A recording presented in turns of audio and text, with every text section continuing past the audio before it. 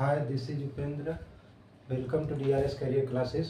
तो जैसा कि हम लोग पिछले वीडियो में पढ़ चुके हैं कि प्रिज्म क्या होता है और प्रिज्म से संबंधित जो भी महत्वपूर्ण डिफिनीशन था उसके बारे में अध्ययन कर चुके हैं। अब हम लोग पढ़ने जा रहे हैं प्रिज्म से अपवर्तन होने का कारण, कि प्रिज्म से कैसे प्रकाश का अपवर्तन होता है और उसका कारण क्या है, क्यों जो है प्रकाश का अपवर्तन होता है प्रिज्म से, इसके बारे में हम लोग अध्ययन करेंगे।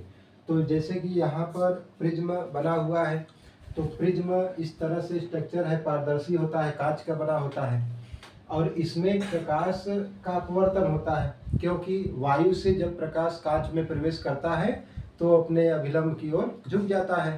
तो विरल से सघन माध्यम में प्रवेश करता है प्रकाश, तो अपवर्तन की घटना होती है, जिसके कारण जो है अपवर्तन होता है। और यहाँ पर अपवर्तन तभी होता है या तो सघन माध्यम से प्रकाश विरल माध्यम में जाए, या तो जो है विरल माध्यम से प्रकाश सघन माध्यम में जाए।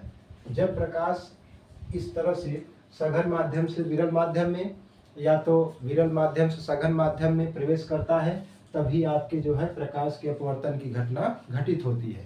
अब प्रिज्म जो होता है वो कांच होता है, ये कांच से बना होता है।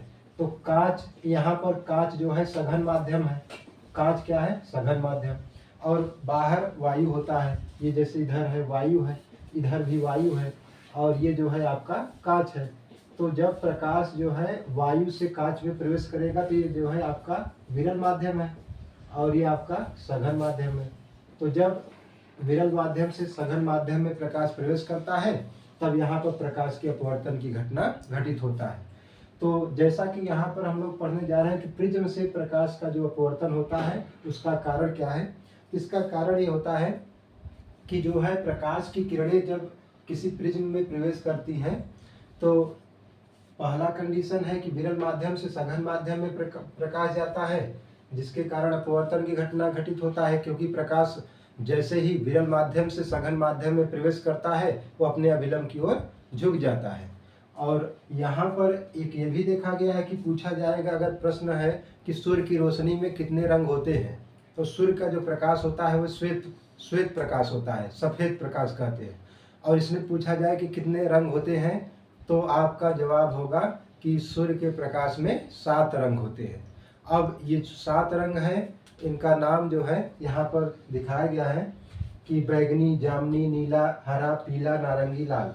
ये जो 7 रंग हैं जो सूर्य के प्रकाश में होता है, वह जो है उसका तरंगदैर्घ्य अलग अलग होता है। हर एक प्रकाश का तरंगदैर्घ्य अलग अलग होता है। लाल रंग का सबसे ज़्यादा होता है, बैगनी रंग का जो है सबसे कम होता है। तो ये जो प्रिज्म है, जो कांच का बना हुआ पदार्थ है, ये जो है इसका अपवर्तनांक जो यन होता है, यन जो कि अपवर्तनांक है, तो अपवर्तनांक जो होता है हर एक रंग के लिए अलग अलग होता है। प्रिज्म का जो अपवर्तनांक है वह हर एक रंग के लिए क्या होता है, अलग अलग होता है। तो इसीलिए जो है अपवर्तन की घटना घटित होता है। जिसका अपवर्तनांक जो है, जिसके लिए प्रिज्म का अपवर्तनांक जिस रंग के प्रकाश के लिए प्रिज्म का अपवर्तनांक अधिक होता है, तो उसका जो है विचलन सबसे कम होता है।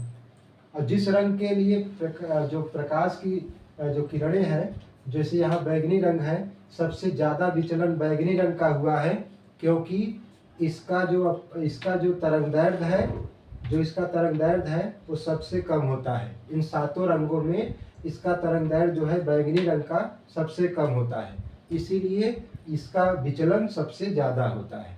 तो अब यहाँ पर हम लोग देख सकते हैं कि जो अपवर्तन प्रिज्म से होता है ये डिपेंड करता है कि प्रिज्म का जो अपवर्तनांक यन है उस पर डिपेंड करता है, और प्रकाश का जो तरंगदैर्घ्य है लेम्डा से प्रकाश का तरंगदैर्घ्य दिखाते हैं, तो लेम्डा से डिपेंड करता है।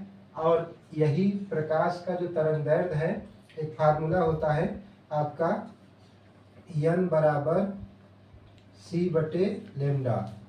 यन क्या है, यन है आपका आवृत्ति, प्रकाश की आवृत्ति, इसे कहते हैं फ्रीक्वेंसी।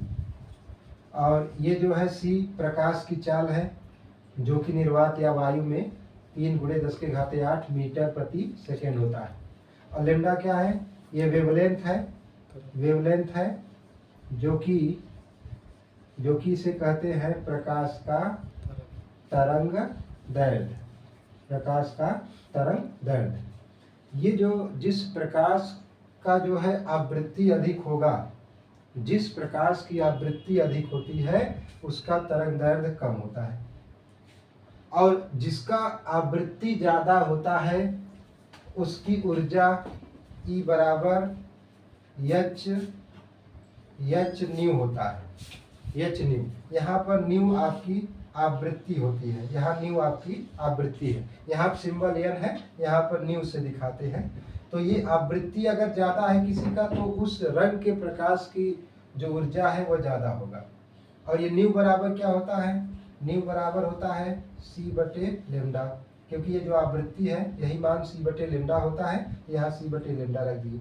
तो जिस प्रकाश की ऊर्जा अधिक होता है उसका तरंग दैर्ध्य क्या होता है? कम होता है।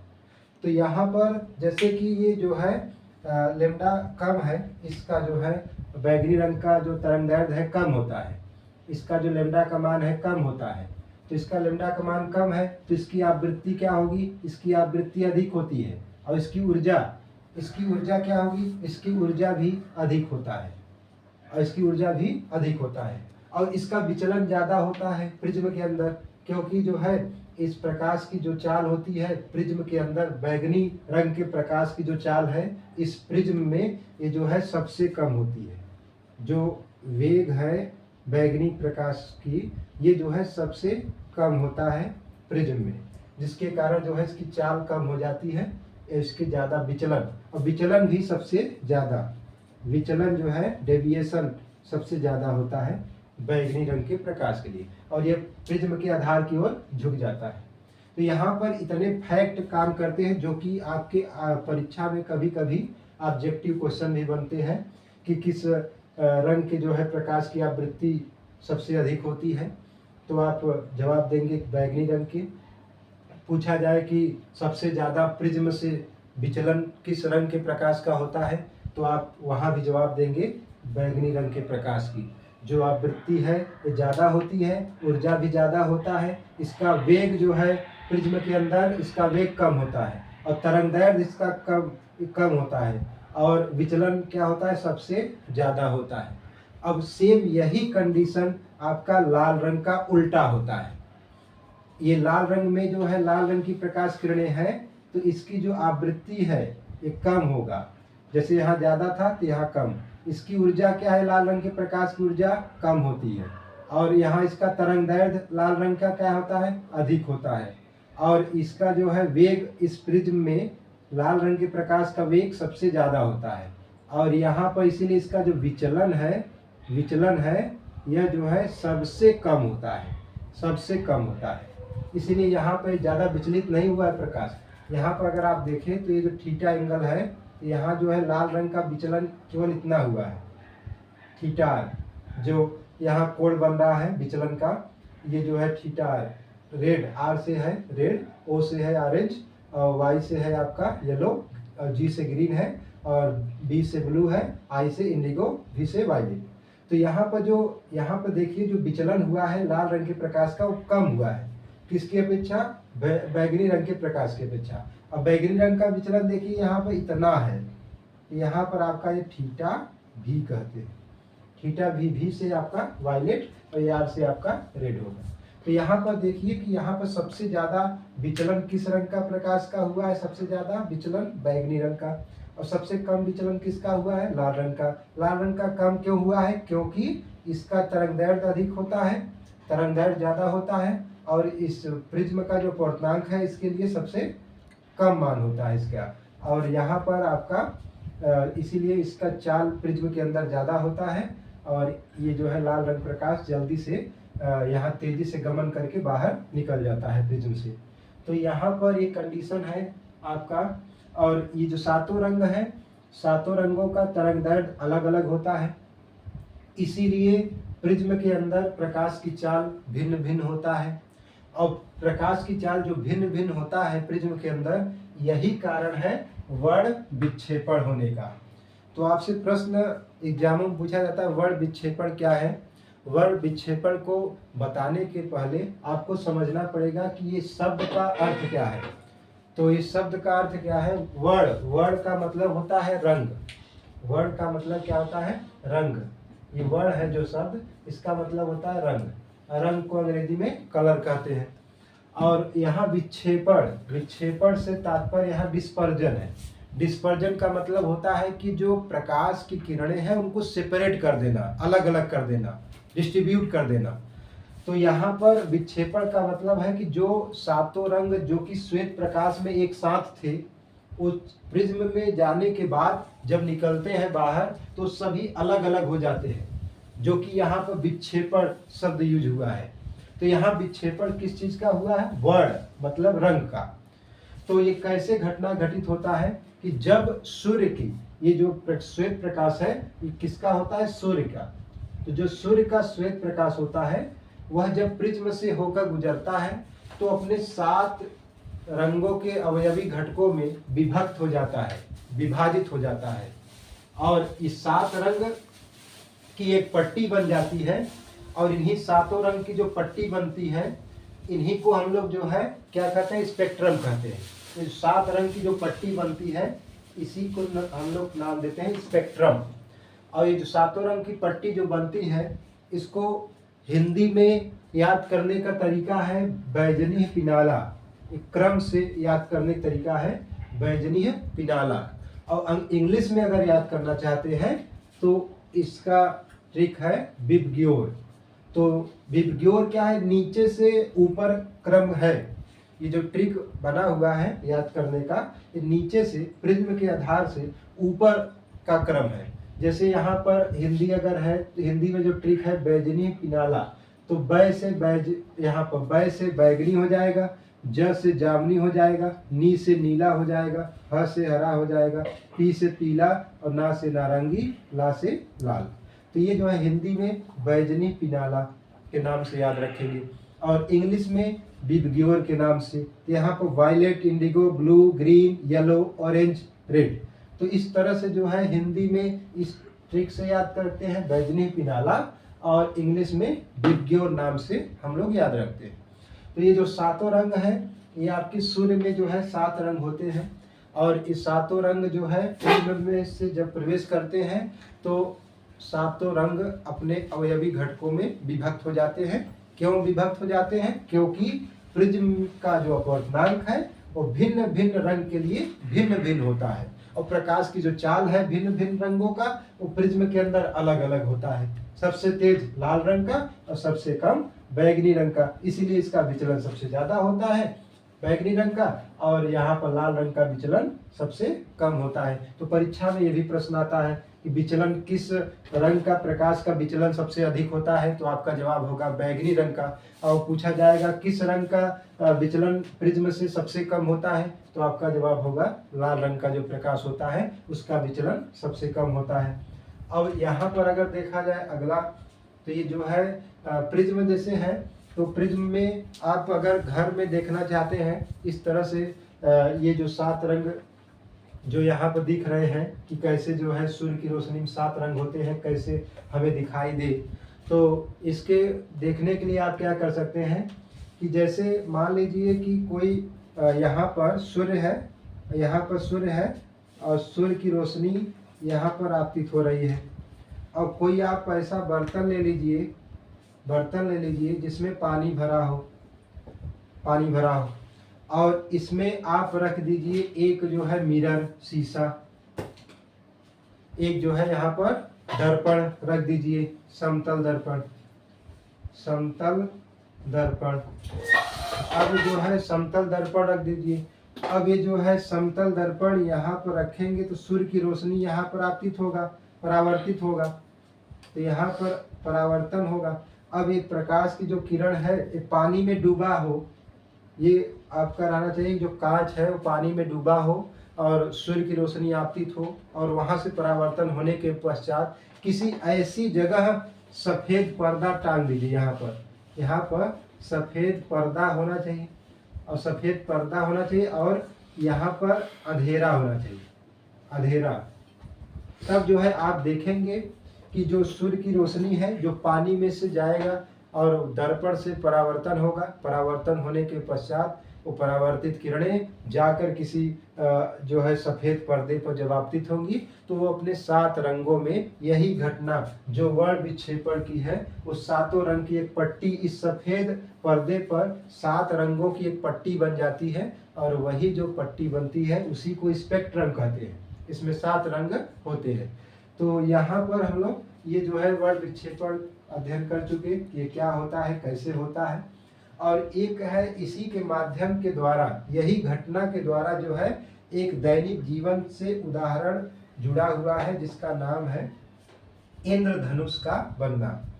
तो इंद्रधनुष क्या है और ये कैसे बनता है? तो इंद्रधनुष क्या है, इंग्लिश में अगर देखेंगे इसे कहते हैं रेनबो। रेनबो, रैन का मतलब यहाँ वर्षा है, बरसात जो होता है रैन कहते हैं, और बो का मतलब होता है बाण, यहाँ पर जो धनुष है। तो यहाँ पर ये क्यों ऐसा नाम लिया गया, और यहाँ पर इंद्र यहाँ पर शब्द हुआ है, यहाँ पर रैन माने वर्षा। जो वर्षा के देवता हैं, जो बारिश के जो देवता हैं, उन्हीं का नाम क्या है, इंद्र भगवान, इंद्र भगवान, गॉड। तो ये जो बारिश के देवता है इंद्र है, इसलिए यहाँ पर रैन नाम लिया गया। अब वो मतलब धनुष है यहाँ पर, तो वो स्ट्रक्चर जो बनता है धनुष जैसा आसमान में जब इंद्रधनुष बनता है तो धनुष के जैसे आकार का दिखता है, इसलिए वहाँ पर हम लोग वो यूज करते हैं धनुष के लिए। तो ये कैसे बनता है, तो जैसे जब ये कब दिखता है, जब बारिश के बाद, बारिश होने के बाद आसमान में जो पानी की जो जल की छोटी छोटी जो बूंदें होती हैं आसमान में, ये जल की बूंदें हैं, जल की छोटी बूंदें, जल की छोटी बूंदें। तो जल की जो छोटी बूंदें होती हैं बारिश होने के बाद, ये जो है छोटे छोटे प्रिज्म की तरह कार्य करते हैं। ये जो बारिश की जो छोटे छोटे बूंद है, ये क्या काम करते हैं, ये जो है छोटे छोटे प्रिज्म जैसा व्यवहार करते हैं। और बारिश होने के बाद ये जो छोटे छोटे बूंद हैं, ये छोटे छोटे प्रिज्म जैसा व्यवहार करते हैं। और उसी समय अगर सूर्य उदय हो जाए, उसी समय सूर्य अगर दिखने लग जाए, तो सूर्य की जो रोशनी है, सूर्य की जो रोशनी है इस पर जब आपतित होता है, जब इस पर आपतित होता है, ये जो छोटे छोटे पानी की बूंदें हैं वही छोटे छोटे प्रिज्म जैसा व्यवहार कर रहे हैं। जो कि अगर प्रिज्म जैसा व्यवहार कर रहे हैं तो प्रिज्म क्या करता है, प्रकाश के जो श्वेत प्रकाश है सूर्य का, वह जो है 7 रंगों में विभक्त कर देता है। तो ये जो पानी की जो छोटी छोटी बूंदें हैं, इस सूर्य के प्रकाश को, जो श्वेत प्रकाश है, उसको 7 रंगों में विभक्त कर देता है, विभाजित कर देता है, जो कि आसमान में 7 रंग की पट्टी बन जाती है। और वही जो 7 रंग की पट्टी बनती है उसी का नाम हम लोग इंद्रधनुष कहते हैं। और ये हमेशा ध्यान रखिए, प्रश्न आता है कि ये जो है किस दिशा में बनता है। मान लीजिए सूर्य अगर कह दिया जाए कि ये पश्चिम दिशा में है, उस समय जो है इंद्रधनुष कहाँ बनेगा, तो हमेशा ध्यान रखिए अगर सूर्य पश्चिम दिशा में है तो आपका जो रेनबो होगा, जो इंद्रधनुष होगा, वो पश्चिम दिशा में नहीं बनेगा, बल्कि वो किधर बनेगा, पूर्व दिशा में बनेगा। अगर सूर्य जो है पूर्व दिशा में है तो इंद्रधनुष पूछा जाए किधर बनेगा, तो आप उसे बताएंगे पश्चिम दिशा में बनेगा। तो यहाँ पर ये ध्यान देना पड़ेगा, ये जो घटना है इंद्रधनुष का बनना, जो कि वायुमंडल में जो है हमारे आसमान में ये घटना घटित होता है, जो कभी कभी देखने को मिलता है। तो ये तभी देखने को मिलता है जब बारिश हुआ हो और बारिश के बाद जो है सूर्य जो है दिखाई दे, उस समय जो है ये जो है छोटी छोटी जो बारिश की बूंदें हैं वही छोटे छोटे प्रिज्म जैसा व्यवहार करती हैं। और प्रिज्म का काम ही है कि सूर्य के जो रंग है, जो श्वेत प्रकाश है, उसी श्वेत प्रकाश को उसके 7 अवयवी घटकों में विभक्त कर देना। जैसे बकुला होता है तो हंस जैसे कहते हैं कि वो पानी और दूध को अलग कर देता है, उसी प्रकार से समझ लीजिए प्रिज्म जो है ये सूर्य के जो प्रकाश, श्वेत प्रकाश है जिसमें 7 रंग छिपे हुए हैं, उसको जो है अलग कर देता है। तो इस तरह से जो है प्रिज्म जो है क्या है, और प्रिज्म का डिफिनीशन हम लोग पहले वीडियो में पढ़ चुके थे। यहाँ पर हम लोग अध्ययन किए हैं कि प्रिज्म से अपवर्तन क्यों होता है, उसका कारण क्या है, वर्ण विक्षेपण क्या है, प्रिज्म से कैसे होता है, और आपका जो है यहाँ पर इंद्रधनुष का बनना, ये कैसे वायुमंडल की घटना घटित होता है, ये जो है इंद्रधनुष का बनना हो गया। तो यहाँ पर ये जो इंद्रधनुष का बनना हम लोग अध्ययन कर चुके हैं। अब हम लोग अध्ययन करने जा रहे हैं कि वस्तुओं का रंग कैसे जो है, वस्तु का कौन सा रंग होता है, किस कलर का दिखता है और एक क्यों दिखता है वस्तु का रंग जो है। तो अगर कोई पूछे रंग क्या होता है, तो यहाँ पर डिफिनीशन अगर आप देखें अच्छे से, तो कोई पदार्थ चाहे जो भी पदार्थ है, अगर वह उसी रंग का दिखता है जिस रंग का वह जो है परावर्तन करता है, जिस रंग का प्रकाश वो परावर्तन करता है, उसी रंग का वस्तु दिखता है। जैसे हमारे आसपास बहुत सारे पदार्थ हैं, तो अगर कोई पदार्थ जिस रंग का दिख रहा है, तो इसका मतलब है कि वही रंग का प्रकाश वह पदार्थ अपने से परावर्तित कर रहा है। तो यहाँ पर अगर रंग की बात किया जाए, या वर्ण कहते हैं रंग को, कलर अंग्रेजी में, तो ये जो है आपका 3 टाइप से देखने को मिलता है, 3 प्रकार है इसके।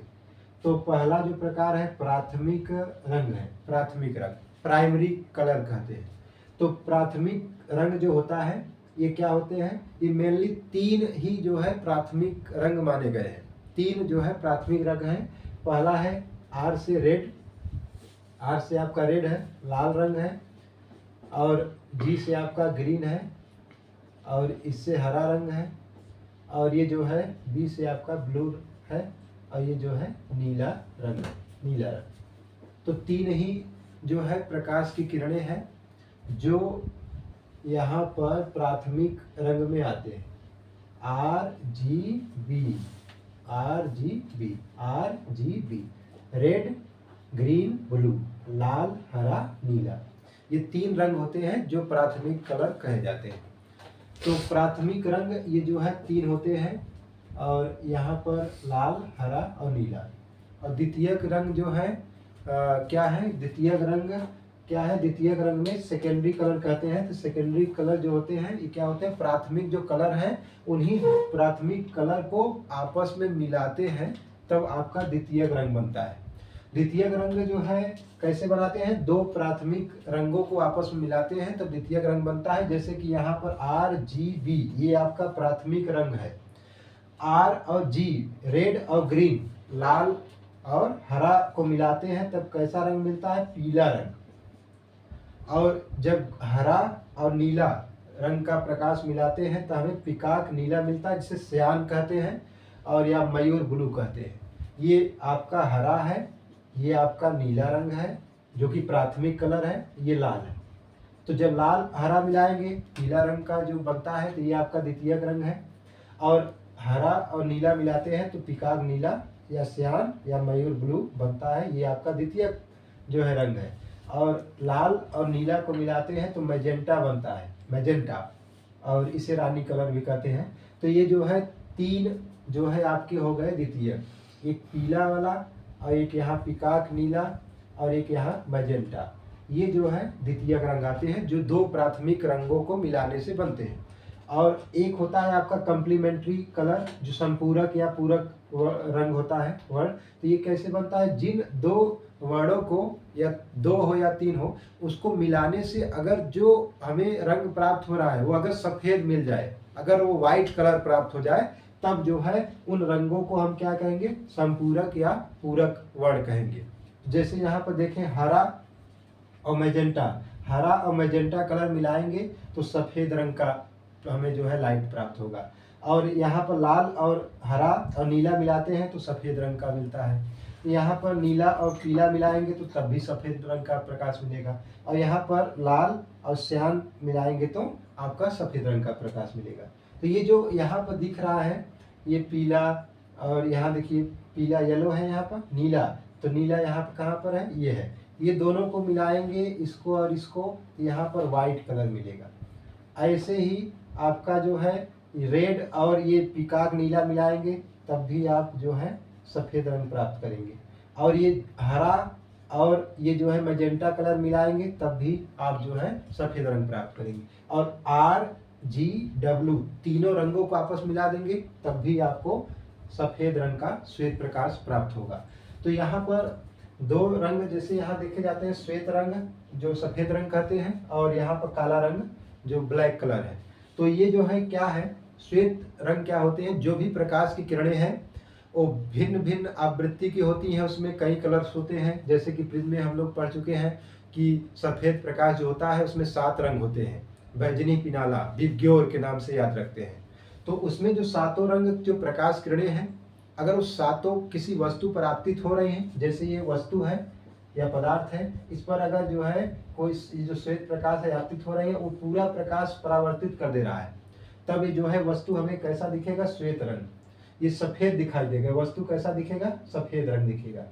तो हमें वस्तु कैसा दिखाई देता है, सफ़ेद। कोई वस्तु अगर हमें सफ़ेद दिखाई दे रहा है, जैसे ये मार्कर है सफ़ेद दिख रहा है, तो इसका कारण है कि इस पर जो लाइट गिर रही है वो 7 रंग ये जो है रिफ्लेक्ट कर दे रहा है, परावर्तित कर दे रहा है, इसीलिए हमें यह सफ़ेद दिखाई दे रहा है। ये कोई भी प्रकाश की किरणें ये एब्जॉर्ब नहीं कर रहा है, अवशोषित नहीं कर रहा है, इसीलिए हमें यह सफ़ेद दिखता है। कोई वस्तु सफ़ेद दिख रहा है, इसका मतलब वो प्रकाश किरणों को अवशोषित नहीं कर रहा है, बल्कि वह सभी प्रकाश की किरणों का जो तरंगदैर्घ्य है उसको परावर्तित कर दे रहा है। अब काला रंग क्या होता है, अब्सेंस ऑफ ऑल कलर। जहाँ पर कोई प्रकाश की किरणें हैं वो पूरे जितने भी आपतित हो रहे हैं, जो भी प्रकाश की तरंगदैर्घ्य की जो भी प्रकाश हैं वो आपतित होती हैं, तो वह पूरा अगर अवशोषित कर लेता है, प्रकाश किरणें अगर पूरा अवशोषित कर लेता है और थोड़ा सा भी जो परावर्तन नहीं करता है प्रकाश की किरणों का, तो आपका वो वस्तु कैसा दिखेगा, काला। अगर प्रकाश किरणों को पूरी तरह परावर्तित करता है तब आपका सफ़ेद रंग दिखेगा। अगर वो पूरी तरह अवशोषित कर लेगा, सोख लेगा, तब आपका जो है काला रंग दिखाई देता है। अब यहाँ पर अगर हम देखें तो यहाँ पर इसका उदाहरण जो है, इसका जो है रंगों का, वस्तुओं का जो रंग होता है, इसका उदाहरण यहाँ देखने को मिलता है। जैसे वृक्ष है, पेड़ है, इसकी जो पत्तियाँ होती हैं, लीफ होती हैं, वो हरा रंग का दिखाई देता है। तो इसका मतलब है कि पत्तियाँ जो हैं, जैसे वृक्ष की जो पत्तियाँ हैं, तो ये पत्ती जो है ये आपको हरा रंग का दिखाई देता है, हरा रंग दिखता है। क्यों हरा दिखता है, क्योंकि इसमें श्वेत प्रकाश जो आता है, श्वेत प्रकाश, सूर्य का श्वेत प्रकाश पड़ता है, तो इसमें जो है जो 6 रंग है, 7 रंग होते हैं इसमें श्वेत में 7 रंग होते हैं, 7 रंग। तो ये जो है 6 रंग, इसमें जो है 6 रंग को क्या करता है, अवशोषित कर लेता है, अवशोषित कर लेता है। और एक रंग जो कि हरा रंग है उसी को ये परावर्तित करता है, हरा रंग को ही क्या करता है, परावर्तित करता है। इसीलिए हमें ये जो पत्ती है, पेड़ की जो पत्तियाँ होती हैं, जो पत्तियाँ होती हैं वो हमें हरा दिखाई देता है, क्योंकि वह हरे रंग का प्रकाश ही परावर्तित करता है। और सभी जो 6 रंग है, साथ में जो 6 रंग है वो अवशोषित कर लेता है, और एक रंग केवल हरा रंग वो उत्सर्जित करता है, परावर्तित करता है, इसीलिए हमें पत्ती का रंग हरा दिखता है। ऐसे ही बालों का रंग काला दिखता है या तो सफ़ेद दिखता है। और शरीर किसी का जो है काला शरीर होता है, तो कोई जो है सफ़ेद शरीर होता है। ये कैसे होता है, जैसे बाल हैं तो बाल काला रंग दिखता है, इसका कारण है कि सूर्य की जो श्वेत प्रकाश है अगर इस पर गिरता है, आपतित होता है, तो ये सभी प्रकाश की किरणों को 7 रंगों को अवशोषित कर लेता है, ये अवशोषित कर लेता है 7 रंगों को, तो हमें जो है इसीलिए काला दिखता है। ये प्रकाश किरणों को अवशोषित कर लेता है, परावर्तित नहीं करता है। और अगर कोई चीज़ सफ़ेद दिख रहा है, इसका मतलब बाल अगर सफ़ेद दिख रहा है, इसका मतलब है कि प्रकाश किरणों को वहाँ पर आपतित होता है और सभी प्रकाश किरणों को पुनः उत्सर्जित कर देता है, परावर्तित कर देता है, इसीलिए हमें सफ़ेद दिखाई देता है। और यहाँ पर जो रक्त है, खून है, ब्लड कहते हैं, ब्लड, तो जो खून होता है या रक्त है या लहू भी कहते हैं, तो ये जो है रंग इसका क्या होता है, लाल रंग दिखता है। तो खून का रंग लाल क्यों दिखता है, क्योंकि ये जो है श्वेत प्रकाश जब मान लीजिए इस पर आपतित होता है तो 6 रंग अवशोषित कर लेता है, केवल लाल रंग केवल वो जो है उत्सर्जित करता है, परावर्तित करता है, केवल लाल रंग उत्सर्जित करता है या परावर्तित करता है, इसलिए वह हमें लाल दिखता है। और वस्त्रालयों में जो सफ़ेद रंग का प्रकाश लगा है, तो यहाँ पर जैसे वस्त्रालय है, कपड़े का दुकान, वस्त्रालय का मतलब क्या है, कपड़े का दुकान। वस्त्र आलय, वस्त्र मतलब होता है कपड़ा, और आलय का मतलब होता है घर, मतलब जहाँ पर कपड़ा का घर, मतलब कि जो कपड़े वाला दुकान है, वहाँ पर देखेंगे जो भी वहाँ पर लाइट लगे होते हैं तो हमेशा सफ़ेद रंग के लगे होते हैं, क्योंकि सफ़ेद ही ऐसा रंग है जिसमें जो वस्तु जिस रंग की होगी वह वैसा दिखेगा। और उसमें लाल रंग के अगर कोई वस्तु दिख रहा है, कोई कपड़ा दिख रहा है, तो लाल रंग ही केवल उत्सर्जित भी करता है और बाकी सबको अवशोषित कर लेता है।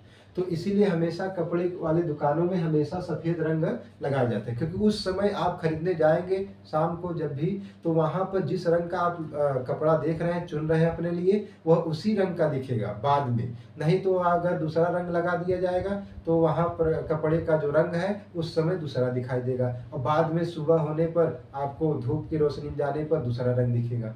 तो इसीलिए जो है यहाँ पर कपड़े वाले दुकान में सफ़ेद रंग लगाए जाते हैं। तो इस तरह से जो है हम लोग ने ये जो है वस्तुओं का रंग किस प्रकार से होता है और किस तरह से हमें दिखता है, इसके उदाहरणों को भी हम लोग ने देख लिया, और क्यों होता है, इसके रंग कितने प्रकार के होते हैं, इन सब का अध्ययन कर चुके हैं। तो आशा करते हैं आपको ये सब जो है चीज़ें कंटेंट अच्छा लगा होगा।